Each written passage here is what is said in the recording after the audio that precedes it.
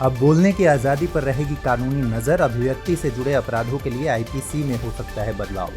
फिलहाल hate speech जैसे कृत्यों की आईपीसी में नहीं है परिभाषा।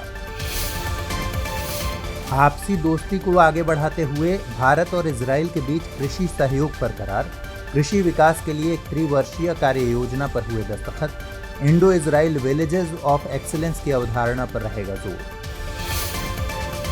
तापीय ऊर्जा संयंत्रों में बायोमास के इस्तेमाल पर जल्द ही लॉन्च होगा राष्ट्रीय मिशन। प्रदूषण और विद्युत उत्पादन में कार्बन फुटप्रिंट्स पर लगेगा अंकुश। स्वच्छ ऊर्जा की तरफ भारत सरकार का एक बड़ा कदम। लंबे इंतजार के बाद देश में फिर देखने को मिलेंगे चीते। इस साल के आखिर तक कुनो नेशनल पार्क में चीतों को लाए जाने की उम्मीद। 1952 में भारत से विलुप्त हो गए थे चीते। और ट्रिगे में बिगड़ते हालात के बीच इथियोपिया पर अमेरिका का प्रतिबंध। आर्थिक और सुरक्षा मोर्चे पर लगेंगी बंदिशें। बहरहाल पीड़ित लोगों तक पहुंचाई जाती रहेगी मदद।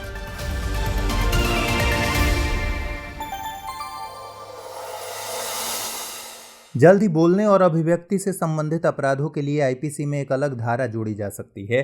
दरअसल आईपीसी में सुधारों का सुझाव देने के लिए केंद्रीय गृह मंत्रालय द्वारा गठित पैनल यह प्रस्ताव रख सकता है। आईपीसी यानी भारतीय दंड संहिता में हेट स्पीच की कोई स्पष्ट परिभाषा नहीं है। आपराधिक कानूनों में सुधार समिति पहली बार इस तरह के स्पीच को परिभाषित करने की कोशिश कर रही है। 2019 में मंत्रालय ने आईपीसी और आपराधिक प्रक्रिया संहिता में बदलाव करने का फैसला किया था। इसके लिए मंत्रालय ने आपराधिक कानूनों में व्यापक संशोधन पर राज्यों, सुप्रीम कोर्ट, उच्च न्यायालयों, bar council of India, bar council of states, विश्वविद्यालयों और कानून संस्थान से सुझाव लिए थे। आपको बता दें कि इससे पहले विश्वनाथन समिति ने भी हेट स्पीच के संदर्भ में अपनी बात रखी थी। विश्वनाथन समिति ने धर्म, नस्ल, जाति या समुदाय, लिंग, लैंगिक पहचान, यौन अभिविन्यास, जन्म स्थान, निवास, भाषा, निःशक्तता या जनजाति के आधार पर अपराध करने के लिए उकसाने के लिए आईपीसी में धारा 153 सी-बी और धारा 505 ए डालने का प्रस्ताव रखा था।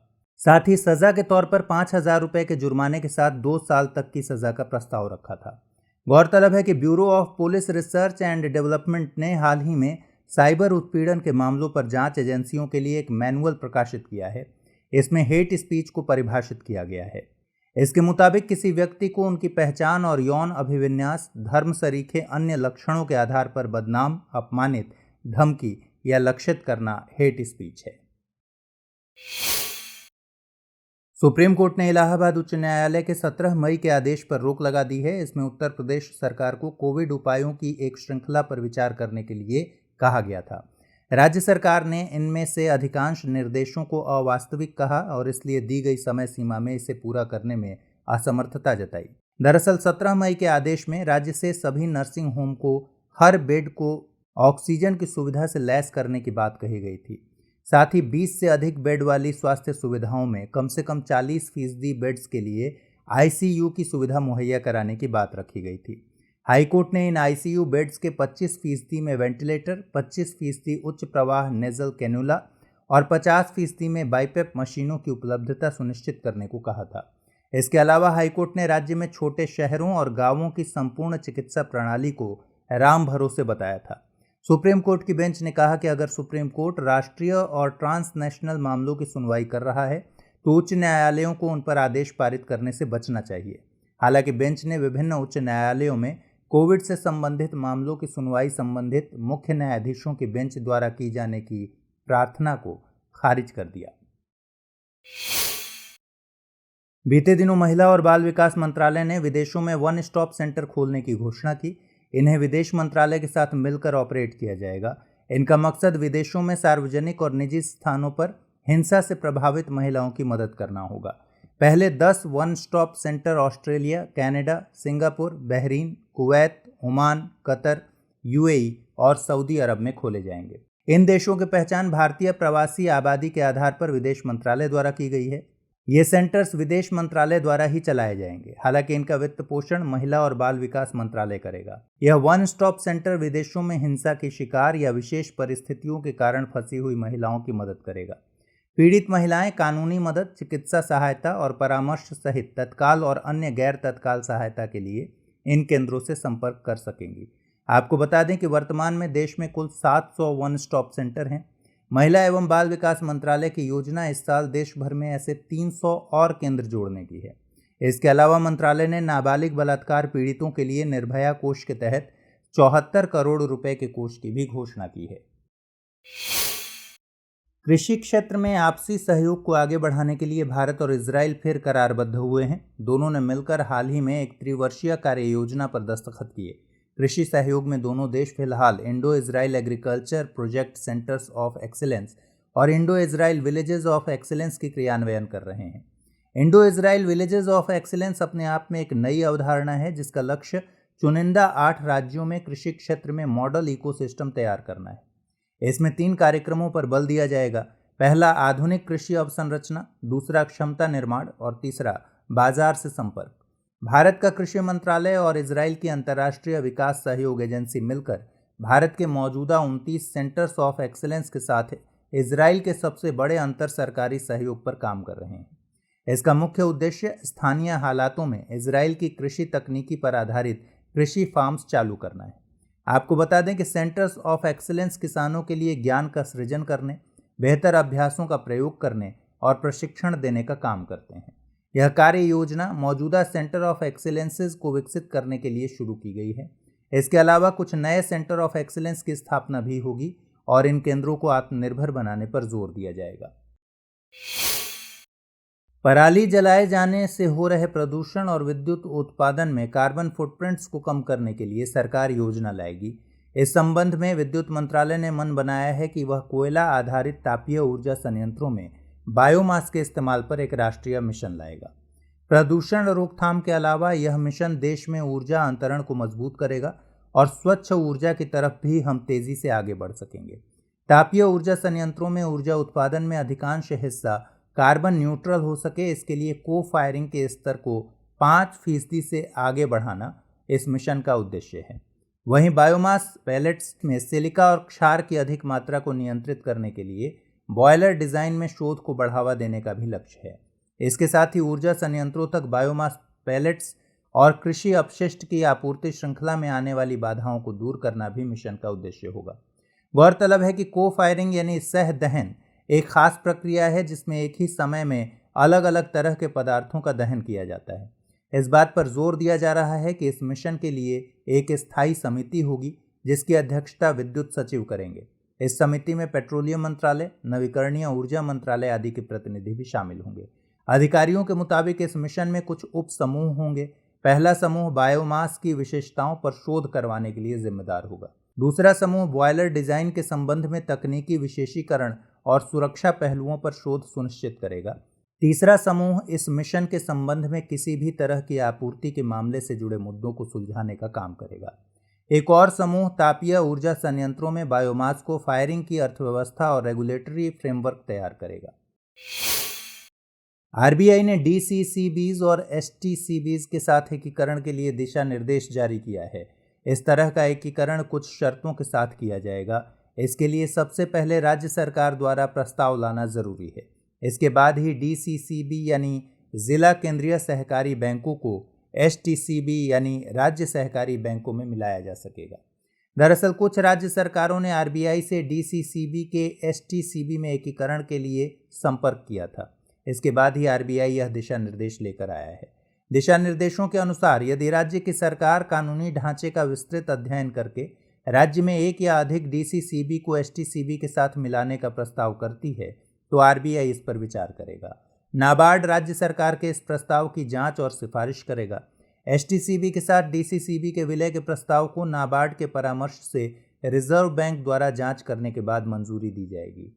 इसके अलावा एकीकरण की योजना को शेयरधारकों के अपेक्षित बहुमत द्वारा अनुमोदित किया जाना भी जरूरी है।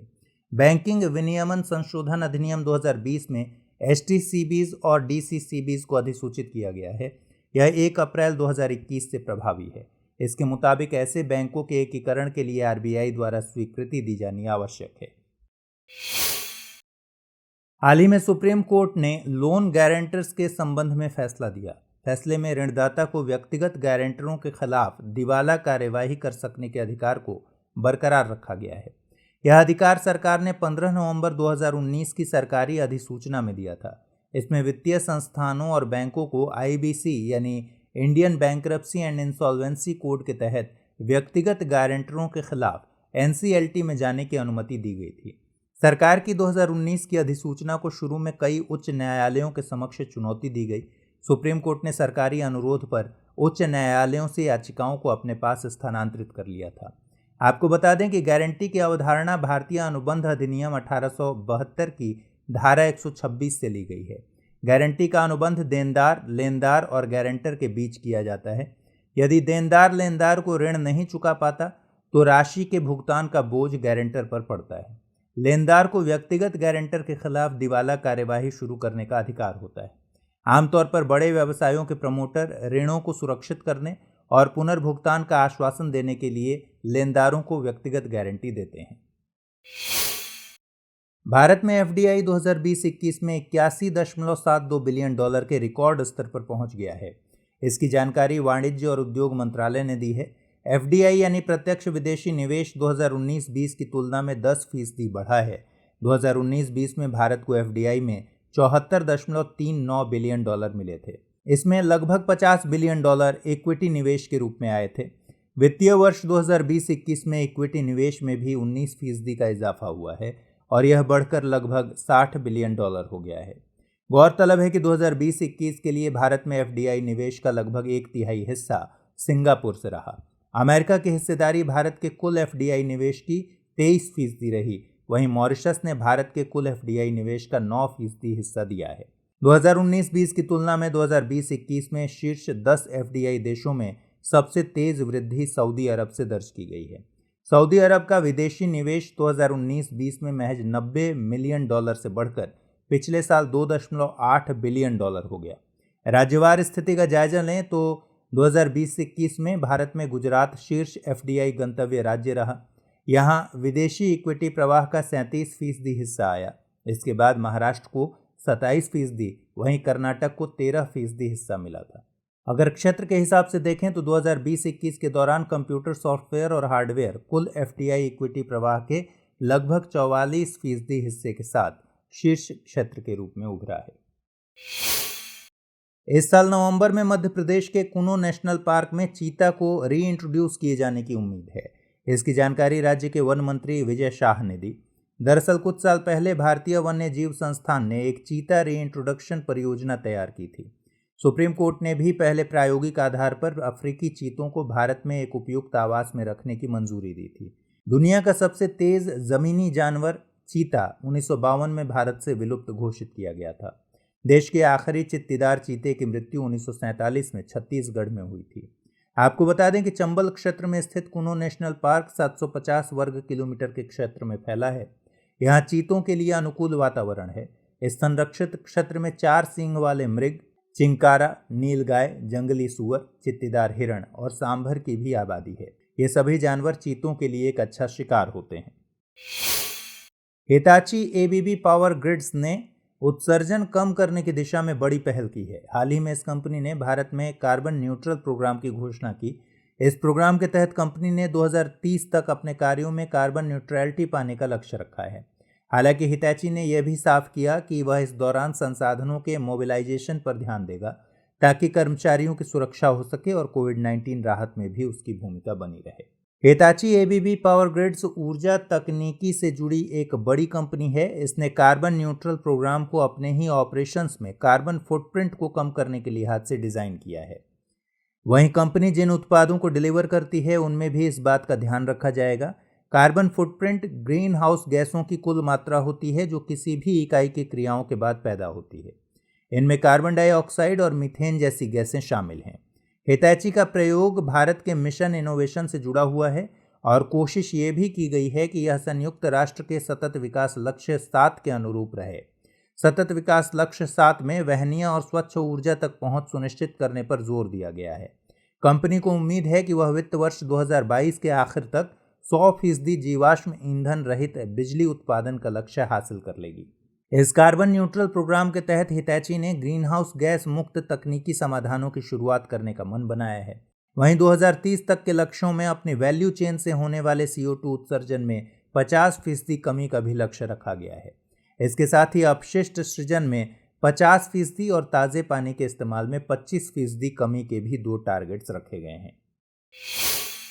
दुनिया भर में संरक्षित क्षेत्रों की स्थिति क्या है, इस पर यूएनईपी यानी यूनाइटेड नेशंस एनवायरनमेंट प्रोग्राम ने रिपोर्ट जारी की है। रिपोर्ट का नाम दिया गया है प्रोटेक्टेड प्लैनेट रिपोर्ट 2020। रिपोर्ट के मुताबिक दुनिया भर के तकरीबन 82% देशों ने 2010 से लेकर अपने संरक्षित क्षेत्रों के क्षेत्रफल में बढ़ोतरी की है। इसके अलावा दूसरे प्रभावी क्षेत्र आधारित संरक्षण उपायों का दायरा भी बढ़ाया गया है। इसी महीने जारी हुई इस रिपोर्ट में IUCN यानी international union for the conservation of nature की भागीदारी भी रही है। इसमें आगे बताया गया है कि 2010 में जिस जैव विविधता समझौते पर देश राजी हुए थे उस पर अच्छे से काम हुआ है। गौरतलब है कि जैव विविधता पर संयुक्त राष्ट्र अभिसमय के तहत कुल भूमि और अंतर्जलीय पारितंत्र के 17% भाग को संरक्षित रखने का लक्ष्य रखा गया है। वहीं 2020 तक अपने अपने तटीय जल क्षेत्र और महासागरों के 10% हिस्से को भी संरक्षित करने का लक्ष्य रखा गया है। रिपोर्ट के मुताबिक 2010 से अभी तक 21 मिलियन वर्ग किलोमीटर से ज्यादा क्षेत्र को प्रोटेक्टेड या कंजर्व्ड एरियाज में बदला जा चुका है। इसका मतलब यह हुआ कि पिछले दशक में करीब 42% क्षेत्रफल संरक्षित हो चुका है। इनमें भी की बायोडायवर्सिटी एरियाज को देखें तो लगभग 62.6% क्षेत्र पूरी तरह या आंशिक रूप से संरक्षित क्षेत्रों से जुड़े हुए हैं। की बायोडायवर्सिटी एरियाज ऐसे क्षेत्र हैं जो स्थलीय, साफ जलीय और सामुद्रिक पारितंत्र की जैव विविधता में बेहद अहम भूमिका निभाते हैं। यह ऐसी पहली रिपोर्ट है जिसमें प्रोटेक्टेड एरियाज के साथ साथ OECM यानी other effective area based conservation measures पर डेटा शामिल किया गया है। OECM किसी क्षेत्र को प्राप्त ऐसी संरक्षण स्थिति है जहां प्रोटेक्टेड एरिया के बाहर जैव विविधता का इन सीटू स्तर पर संरक्षण हो पा रहा है। इन सीटू प्रक्रिया में पारितंत्र और प्राकृतिक आवासों का स्थानीय स्तर पर ही संरक्षण किया जाता है। गुजरात की बन्नी घास भूमि पर बढ़ रहे अतिक्रमण के खिलाफ राष्ट्रीय हरित अधिकरण ने कार्रवाई की है। NGT ने अगले 6 महीनों के भीतर सभी तरह के अतिक्रमण को हटाने का आदेश दिया है। इसी के साथ इस पूरे मामले में एक संयुक्त समिति के गठन की बात भी अधिकरण ने कही है। यह समिति 1 महीने के भीतर एक्शन प्लान तैयार करेगी। NGT के आदेश से इस क्षेत्र का खानाबदोश चरवाहा मालधारी समुदाय काफी खुश है। दरअसल बन्नी पशु उछेरक मालधारी संगठन ने इस इको सेंसिटिव घास भूमि में अतिक्रमण हटाने को लेकर 2018 में याचिका दायर की थी। इस समुदाय के लोगों की आजीविका बन्नी घास भूमि के संसाधनों पर ही निर्भर है। अधिकरण ने साफ किया है कि इस क्षेत्र में मौजूद वनों को संरक्षित करने का अधिकार भी मालधारियों के पास ही रहेगा। ये अधिकार उन्हें वन अधिकार अधिनियम 2006 के तहत दिए गए हैं। आपको बता दें कि मालधारी समुदाय के लोग बन्नी भैंस पालते हैं। भैंस की यह प्रजाति इस क्षेत्र के लिए स्थानीय है। यह भैंस कच्छ की गर्म परिस्थितियों में खुद को ढालने में सक्षम है और एक दिन में 12 से 18 लीटर दूध दे सकती है। बन्नी घास भूमि कच्छ और उसके आसपास 2600 वर्ग किलोमीटर से अधिक के क्षेत्र में है। यहाँ गुजरात के कुल चारागाह का 45% हिस्सा है। इस क्षेत्र में 2 पारितंत्रों आर्द्र भूमि और घास भूमि का मिश्रण देखा जा सकता है। यहाँ पौधों की 192, पक्षियों की 262 प्रजातियों के साथ कई स्तनपायी, सरीसृप और उभयचर पाए जाते हैं। 1955 से पहले इस घास क्षेत्र को चक्रीय चरवाह के जरिए प्रबंधित किया जाता था। बाद में इसे रिजर्व फॉरेस्ट का दर्जा दे दिया गया। 2019 में यहाँ गैर वनीय गतिविधियों पर रोक लगा दी गई। गोताखोरों, फोटोग्राफर्स और पर्यटकों के बीच लोकप्रिय डार्विन्स आर्क ढह गया है। इसकी वजह इरोजन यानी अपरदन को माना जा रहा है। यह गैलापागोस द्वीप समूह में एक प्रसिद्ध प्राकृतिक चट्टान है।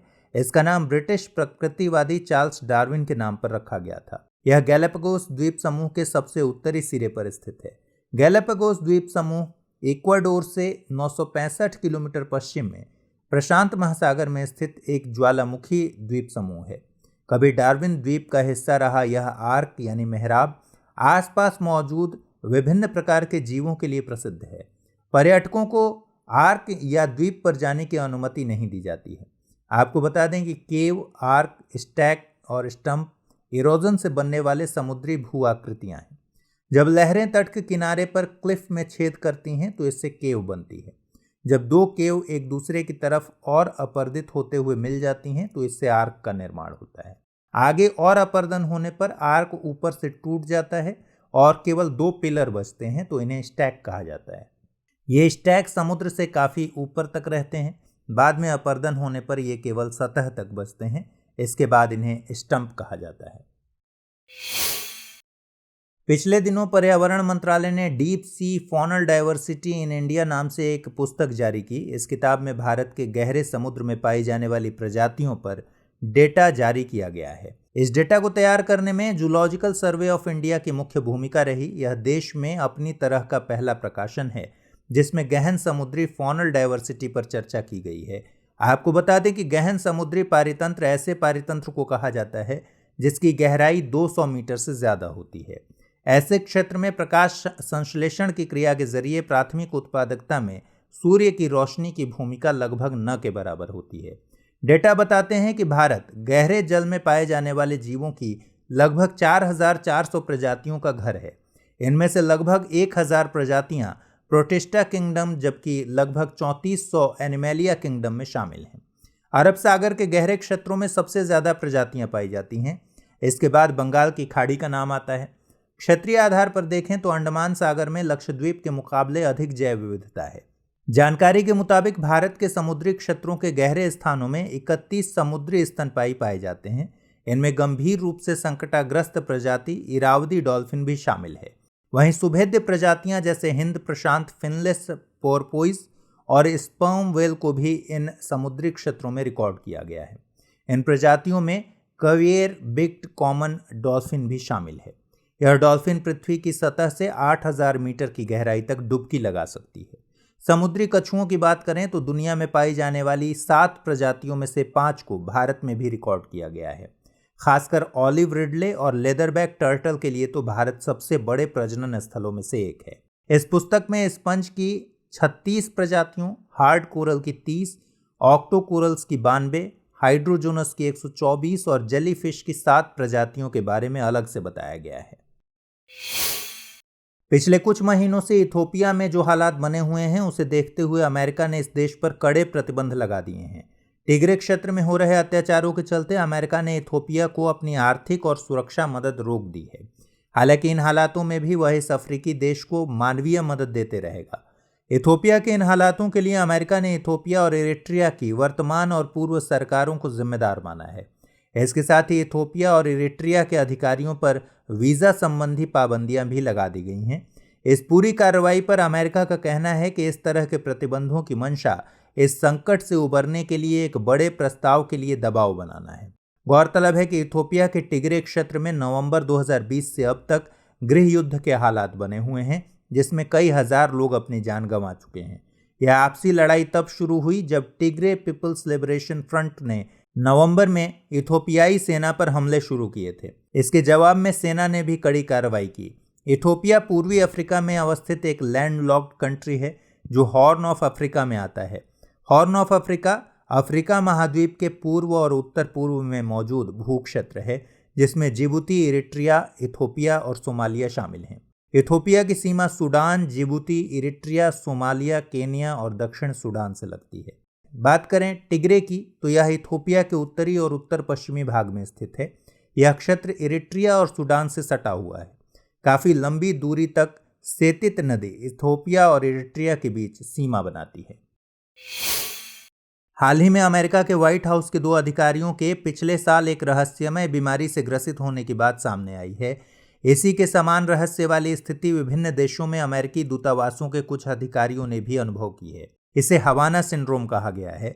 पिछले 5 वर्षों में दुनिया भर में इस सिंड्रोम से पीड़ित होने की 130 से ज़्यादा रिपोर्ट्स आई हैं। इनमें क्यूबा, रूस और चीन आदि देशों में अमेरिकी राजनयिक और अन्य सरकारी कर्मचारी शामिल हैं। हवाना सिंड्रोम एक रहस्यमय बीमारी है। इसका पता पहली बार 2016 में क्यूबा के हवाना स्थित अमेरिकी दूतावास में चला था। 2016 से 17 तक राजनयिकों और कर्मचारियों में अचानक सुनने की क्षमता में कमी, चक्कर आना और अन्य न्यूरोलॉजिकल विकार जैसे आश्चर्यजनक लक्षण विकसित हुए। जांच के बाद अमेरिकी अधिकारियों ने क्यूबा सरकार पर अमेरिकी नागरिकों पर ध्वनि हमले करने का आरोप लगाया था। हालांकि क्यूबा ने इससे इनकार किया। गौरतलब है कि हवाना सिंड्रोम सिर्फ अमेरिकी दूतावास से जुड़ा नहीं था क्योंकि क्यूबा में कैनेडियाई दूतावास के कम से कम 14 कर्मचारियों में भी यही लक्षण मिले थे। दिल्ली विश्वविद्यालय के शोधकर्ताओं ने सांपों की प्रजाति पर एक अध्ययन किया है। 5 वर्षों के इस व्यापक अध्ययन में 8 नई प्रजातियां खोजी गई हैं। इन नई प्रजातियों को दिल्ली की सांपों की सूची में अपडेट किया गया है, जिसके बाद यहां दर्ज प्रजातियों की संख्या 23 हो गई है। गौरतलब है कि दिल्ली के स्थानीय प्रजातियों का ब्यौरा रखने वाली पुस्तक को फौना ऑफ दिल्ली कहा जाता है। अब यहां दर्ज किए गए सांपों की कुल संख्या 329 हो गई है, जो 23 प्रजातियों और 9 फैमिलीज में बटे हैं। नई खोजी गई प्रजातियों में common bronzeback tree snake, common trinket snake, common cat snake, barred wolf snake, common kukri, strict kukri, common sand boa और सॉ स्केल्ड वाइपर शामिल हैं। American journal reptiles and amphibians में प्रकाशित इस शोध में जनवरी 2016 से अक्टूबर 2020 के बीच दिल्ली के सभी 11 जिलों को कवर किया गया था। गौरतलब है कि शोध के दौरान डेटा कलेक्शन के लिए pitfall traps, opportunistic encounters, nocturnal road cruising और रोड किल्स एनकाउंटर्स जैसे तकनीकों का इस्तेमाल किया गया। इसके अलावा wild life trust of India और फौना फाउंडेशन ऑफ इंडिया जैसे गैर सरकारी संगठनों से भी अतिरिक्त सहायता ली गई। विशेषज्ञों के मुताबिक शहरी जैव विविधता का दस्तावेजीकरण करना समय की जरूरत है, क्योंकि इससे जुड़े नवीनतम आंकड़े अब तक सही तरीके से संकलित नहीं किए गए हैं। इसके अलावा उनका कहना है कि दिल्ली संरक्षण के लिए एक महत्वपूर्ण स्थल है। यहाँ प्राचीन अरावली पहाड़ों के अवशेष मौजूद हैं, जहाँ देशी वनस्पतियों, जीवों और जैव विविधता का संरक्षण किया जाना बेहद जरूरी है। बीते दिनों स्टार्टअप ब्रीद एप्लाइड साइंसेज को प्रौद्योगिकी विकास बोर्ड से राष्ट्रीय पुरस्कार 2021 मिला। स्टार्टअप ने कार्बन डाइऑक्साइड को रसायनों और ईंधन में बदलने के लिए एक वाणिज्यिक समाधान विकसित किया है। बेंगलुरु स्थित ब्रीद एप्लाइड साइंसेज JNCASR यानी Jawaharlal Nehru centre for advanced scientific research से जुड़ा एक स्टार्टअप है। इसे विज्ञान और प्रौद्योगिकी विभाग के नैनो मिशन से मिलने वाले धन से शुरू किया गया था। स्टार्टअप ने कार्बन डाइऑक्साइड को मेथनॉल और अन्य रसायनों में बदलने के लिए कुशल उत्प्रेरक और कार्यप्रणाली विकसित किए हैं। पहले इसे प्रयोगशाला स्तर पर विकसित किया गया था। इसे बाद में पायलट पैमाने पर लाने के लिए प्रौद्योगिकी का हस्तांतरण किया गया। इसके लिए ब्रीद एप्लाइड साइंसेज और JNCASR के बीच एक समझौते पर हस्ताक्षर किए गए। पायलट मोड में इसकी कार्बन डाइऑक्साइड रूपांतरण की वर्तमान क्षमता प्रतिदिन 300 kg है। इसे औद्योगिक पैमाने पर कई 100 टन तक बढ़ाया जा सकता है। आपको बता दें कि JNCASR विज्ञान और प्रौद्योगिकी विभाग के अंतर्गत एक स्वायत्त संस्थान है। किसी व्यक्ति को 2 अलग वैक्सीन्स की डोज दिए जाने को लेकर एक नई जानकारी सामने आई है। यूके के एक हालिया अध्ययन में पाया गया है कि विभिन्न प्रकार की वैक्सीन्स की खुराक को मिलाना सुरक्षित है, हालांकि इसके कई दुष्प्रभाव हो सकते हैं। यह शोध लगभग 2000 स्वयंसेवकों पर किया गया था। इस शोध में मिक्स और मैच अप्रोच का इस्तेमाल करते हुए ऑक्सफोर्ड वैक्सीन के साथ फाइजर वैक्सीन दी गई। इसके अगले कॉम्बिनेशन में नोवावैक्स और मॉडर्ना वैक्सीन को भी आजमाया गया। गौरतलब है कि इस परीक्षण का मकसद यह पता लगाना नहीं था कि 2 अलग अलग खुराकों का कॉम्बिनेशन निवारक कोविड में प्रभावी है या नहीं। इस शोध के जरिए केवल स्वयंसेवकों की प्रतिरक्षा प्रतिक्रिया का परीक्षण किया गया। इसमें देखा गया कि प्रतिकूल प्रतिक्रियाएं कुछ समय के लिए थीं। इस अध्ययन को लेकर केंद्र सरकार का कहना है कि यह वैज्ञानिक रूप से संभव है कि किसी व्यक्ति को एक वैक्सीन की पहली खुराक और दूसरी वैक्सीन की दूसरी खुराक दे दी जाए, लेकिन इस पर अभी और शोध किए जाने की ज़रूरत है। आपको बता दें कि भारत में अभी तक कोवैक्सीन और कोविशील्ड के मिश्रण का ऐसा कोई विशेष अध्ययन नहीं किया गया है। हालांकि नवीनतम निष्कर्षों के अनुसार इन दोनों टीकों की पहली खुराक का प्रभाव अलग अलग होता है। केंद्र के मुताबिक कोविशील्ड की पहली खुराक कोवैक्सीन की पहली खुराक की तुलना में अधिक सुरक्षा प्रदान करती है। ऐसे में कोविशील्ड की दूसरी खुराक लेने में 12 से 16 सप्ताह का समय लिया जा सकता है। तो फिलहाल इस बुलेटिन में इतना ही। चलते चलते डालते हैं कुछ छोटी मगर जरूरी खबरों पर नजर। बाजार नियामक सेबी सूचीबद्ध कंपनियों के वित्तीय विवरणों का फॉरेंसिक ऑडिट करने के लिए लेखा परीक्षकों की नियुक्ति करेगा। यह कदम धोखाधड़ी को रोकने के प्रयासों के तहत उठाया जा रहा है। इससे पहले अक्टूबर 2020 में सेबी ने सूचीबद्ध कंपनियों से कहा था कि वे स्टॉक एक्सचेंजों को इस बारे में बताएं कि उन्होंने फॉरेंसिक ऑडिट से जुड़ी प्रक्रिया की शुरुआत कर दी है। इससे सूचना उपलब्धता के गैप को पाटा जा सकेगा। केंद्र सरकार ने 1985 बैच के महाराष्ट्र काडर के आईपीएस अधिकारी सुबोध कुमार जायसवाल को 2 साल के लिए सीबीआई निदेशक नियुक्त किया है। उन्हें प्रधानमंत्री के नेतृत्व वाली उच्च स्तरीय चयन समिति द्वारा चुना गया। इस समिति में भारत के मुख्य न्यायाधीश और लोकसभा में विपक्ष के नेता शामिल थे। अमेरिका से पाकिस्तान को दी जाने वाली सुरक्षा सहायता अभी भी निलंबित रहेगी। इसकी जानकारी पेंटागन ने दी है। पूर्व अमेरिकी राष्ट्रपति डोनाल्ड ट्रंप ने जनवरी 2018 में पाकिस्तान को दी जाने वाली सभी सुरक्षा सहायता को निलंबित कर दिया था। दरअसल ट्रंप आतंकवाद के खिलाफ लड़ाई में पाकिस्तान के सहयोग और भूमिका से संतुष्ट नहीं थे। MCA 21 के डेटा एनालिटिक्स संचालित संस्करण का पहला चरण लॉन्च किया गया है। यह भारत का पहला मिशन बोर्ड ई-गवर्नेंस प्रोजेक्ट था। MCA 21 का संस्करण 3.0 2 चरणों में कार्यान्वित किया जा रहा है। दूसरे चरण के अक्टूबर 2021 में लॉन्च होने की संभावना है। पहले चरण में संशोधित वेबसाइट MCA अधिकारियों के लिए नई ईमेल सेवाएं और 2 नए मॉड्यूल ई बुक और ई परामर्श शामिल किए गए हैं। MCA 21 कॉर्पोरेट मामलों के मंत्रालय का ऑनलाइन पोर्टल है। इससे कंपनी से संबंधित सभी जानकारियों को विभिन्न हितधारकों और आम जनता के लिए सुलभ बना दिया है। इसे 2006 में लॉन्च किया गया था। सिंगापुर ने कोविड-19 का पता लगाने के लिए एक सांस परीक्षण को मंजूरी दे दी है। यह मशीन 1 मिनट के भीतर कोविड-19 के लिए सटीक परिणाम दे सकता है। इसे नेशनल यूनिवर्सिटी ऑफ सिंगापुर के स्टार्टअप ब्रिथोनिक्स द्वारा विकसित किया गया है। यह एक मानक श्वास नली परीक्षण की तरह काम करता है। भारत के सर्वोच्च न्यायालय की ई समिति ने ई कोर्ट सर्विसेज मोबाइल ऐप के लिए मैनुअल जारी किया। इसे 14 भाषाओं अंग्रेजी, हिंदी, असमिया, बांग्ला, गुजराती, कन्नड़, खासी, मलयालम, मराठी, नेपाली, उड़िया, पंजाबी, तमिल और तेलुगु में जारी किया गया है। DIPAS यानी defence institute of physiology and allied sciences ने डिप्को-वैन विकसित किया है। यह एक एंटीबॉडी डिटेक्शन किट है। डिप्को-वैन किट 97% की उच्च संवेदनशीलता और 99% की विशिष्टता के साथ कोविड-19 वायरस के स्पाइक के साथ साथ न्यूक्लियोकैप्सिड प्रोटीन दोनों का पता लगा सकती है। इस एंटीबॉडी डिटेक्शन किट को अप्रैल 2021 में Indian council of medical research द्वारा अनुमोदित किया गया था। DIPAS रक्षा अनुसंधान और विकास संगठन की एक प्रयोगशाला है।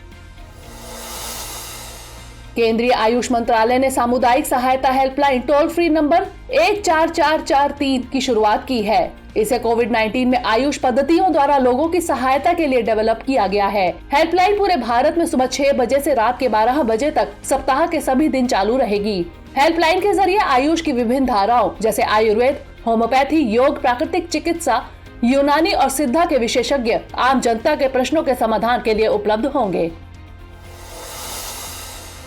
बीते दिनों बॉक्सिंग में भारत के पहले Dronacharya awardee coach OP Bharadwaj का निधन हो गया। भारद्वाज को 1985 में भालचंद्र भास्कर भागवत और ओम नाम्बियार के साथ संयुक्त रूप से द्रोणाचार्य पुरस्कार से सम्मानित किया गया था। भारद्वाज 1968 से 1989 तक भारत के राष्ट्रीय मुक्केबाज कोच थे। इन्होंने मुक्केबाजी के लिए राष्ट्रीय चयनकर्ता के रूप में भी काम किया है। भारतीय रिजर्व बैंक ने केंद्र सरकार को सरप्लस के तौर पर 99,122 करोड़ रुपए के हस्तांतरण को मंजूरी दे दी। यह सरप्लस 31 मार्च को समाप्त 9 महीने की लेखा अवधि के लिए है। सरप्लस को केंद्र सरकार को हस्तांतरित करने का निर्णय RBI के केंद्रीय निदेशक मंडल की बैठक में लिया गया। बोर्ड ने बैठक में 5.50% के आकस्मिक जोखिम बफर को बरकरार रखने का भी निर्णय लिया है। हाल ही में IIT मद्रास और मैसाचुसेट्स इंस्टीट्यूट ऑफ टेक्नोलॉजी के वैज्ञानिकों ने एक ऐसी तकनीक का आविष्कार किया है जो आर्गोनाइट्स कहे जाने वाले मानव मस्तिष्क उत्तकों के विकास में मददगार साबित होगी। इसमें 3D प्रिंटेड बायोरिएक्टर की मदद से मानव मस्तिष्क के उत्तकों को विकसित किया गया है। तकनीकी से मानव मस्तिष्क के विकास और विकास के चरण में उत्तक का अध्ययन किया जा सकेगा। वैज्ञानिकों के अनुसार इस अध्ययन से कैंसर के साथ साथ अल्जाइमर और पार्किंसन जैसे न्यूरोलॉजिकल विकारों के लिए चिकित्सा और चिकित्सीय खोजों में तेजी लाने में मदद मिलेगी। बीते दिनों यूरोपीय संसद के सदस्यों ने चीन के साथ यूरोपीय संघ के निवेश समझौते की पुष्टि से जुड़ी विधायी प्रक्रिया को ठप करने के लिए मतदान किया। यूरोपीय संसद ने यह रोक तब तक बनाए रखने को कहा है जब तक चीन यूरोपीय संघ के लॉ मेकर्स के खिलाफ प्रतिबंधों को हटा नहीं देता। दरअसल चीन ने शिनजियांग प्रांत में मानव अधिकारों के हनन की निंदा के प्रतिरोध में यूरोपीय संघ के लॉ मेकर्स के ऊपर ये प्रतिबंध लगा रखे हैं। ब्रिटेन के प्रधानमंत्री बोरिस जॉनसन ने वैश्विक महामारी रडार की घोषणा की है। यह कोविड-19 के नए रूपों और उभरते पैथोजेंस का जल्द पता लगाना सुनिश्चित करेगा। इसे विश्व स्वास्थ्य संगठन, अन्य भागीदारों और राष्ट्रों के साथ मिलकर विकसित किया जाएगा। इससे महामारी को रोकने के लिए आवश्यक टीके और उपचार तेजी से विकसित किए जा सकते हैं। वैश्विक महामारी रडार के 2021 के अंत से पहले पूरी तरह से चालू होने की उम्मीद है।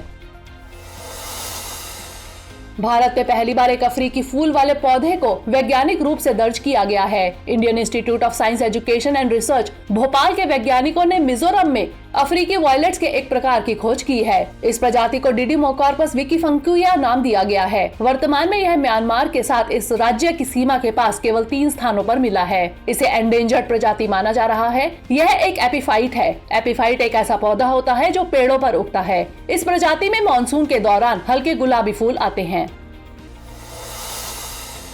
रक्षा मंत्री श्री राजनाथ सिंह ने सेहत ओपीडी पोर्टल लॉन्च किया है। सेहत यानी services, e health assistance and teleconsultation सशस्त्र बलों के कर्मियों, पूर्व सैन्य कर्मियों और उनके परिवारों के लिए परेशानी मुक्त स्वास्थ्य सेवाओं की सुविधा के लिए एक ऑनलाइन चिकित्सा परामर्श प्लेटफॉर्म है। इस प्लेटफॉर्म का ट्रायल वर्जन पिछले साल अगस्त में शुरू किया गया था। हमारी टीम कोशिश करती है कि आपको दी गई खबरों में एक भी गलती ना हो, लेकिन यदि किसी सोर्स या ह्यूमन एरर की वजह से ऐसी गलती हो जाती है तो इस वीडियो के कमेंट बॉक्स में उस गलती को सुधार कर पिन कर दिया जाता है और यह आपको कमेंट बॉक्स में सबसे ऊपर दिखाई देता है।